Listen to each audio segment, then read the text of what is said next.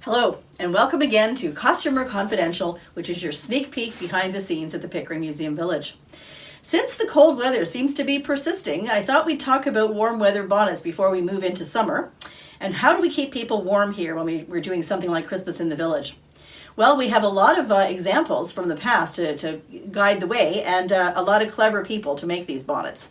So starting with perhaps this one, this is a very sweet little knitted, they're called knitted hoods actually. And as you can see, it is just very plain. So let me just demonstrate what that looks like when you actually put it on. You put it on over your heads like so, and you have some options. You can either tie these ties like this, or you can simply go like this and flick them back, which is rather fun. You can tighten it at the back by pulling the strings to make it tighter on there. And it's extremely warm because it's made of 100% wool. Now this particular one I actually bought this one at a historical event in the United States, and one of our clever knitters, and that would be Susan, actually looked at it and was able to make the pattern, and here's her version. And she made a beautiful job of it, and it's the same hood essentially. So she was able to make up a pattern for us, which is really great. Along the other lines of knitted hoods is our traditional barn bonnet. Now this is what all of our education staff wear, and it's extremely warm. I have to say, not tremendously, gorgeously beautiful, but you know, it does the job. And so you tie it under there, and look at that beautiful little bit on the back to keep your neck warm. Again, 100% wool, and that is extremely cozy. Now, another version that is not quite as warm, but quite fashionable and beautiful, is a little, it's almost like a little headpiece, really, more than a very warm hat. And again, this one just sits on the top of your head. You can tighten it with the strings at the back, and these lovely little lappets just sit there beside you. I wouldn't think this one was quite as warm because it doesn't get warm up into your ears. But sometimes you have to be suffering a little bit for fashion, you know. Now let's talk about real warmth here. This one is incredible. This is sometimes known as pumpkin head. Some of our volunteers aren't quite as happy to wear this one because, again, it's very puffy. This is made entirely of silk, and the inside of it is wadded with wool roving.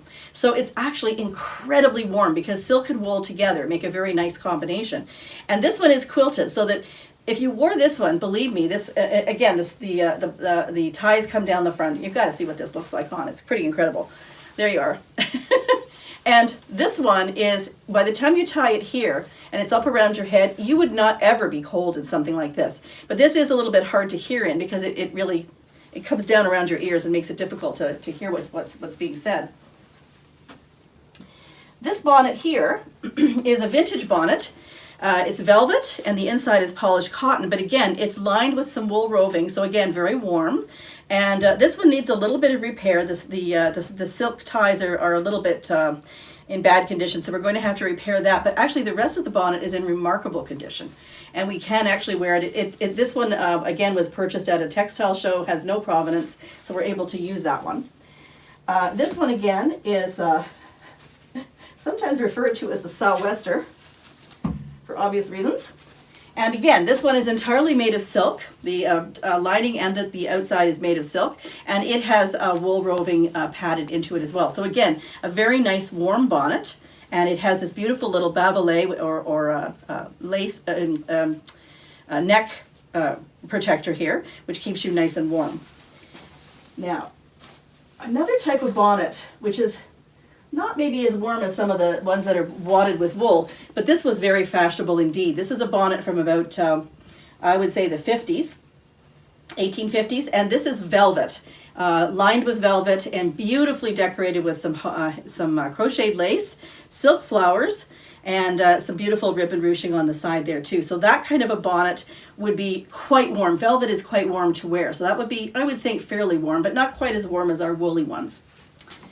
And so the last one here is a little number, again, a vintage one that we picked up at an antique shop. This one is an 1870s hat made for a child. We think that it was probably used for outdoor walks, perhaps skating, outdoor activities. And so this would go under the chin to hold it on. And you can see that it's made of fur and a little bit of velvet up here. How warm was it? Not really. This is more decorative. It was meant to sort of perch on the top of the head and be underneath the chin for the child. So possibly kept the top of her head warm, but the rest of it wouldn't be tremendously warm. However, very fashionable indeed. So sometimes you have to look fashionable and not be quite as warm. If you're interested in knitting one of the barn bonnets, which is really a very warm garment, we do have a pattern available, and you're going to be able to access that via a link on our website. So let's hope that the weather improves and we don't need any of these bonnets for the next little while, and we'll see you at the next episode.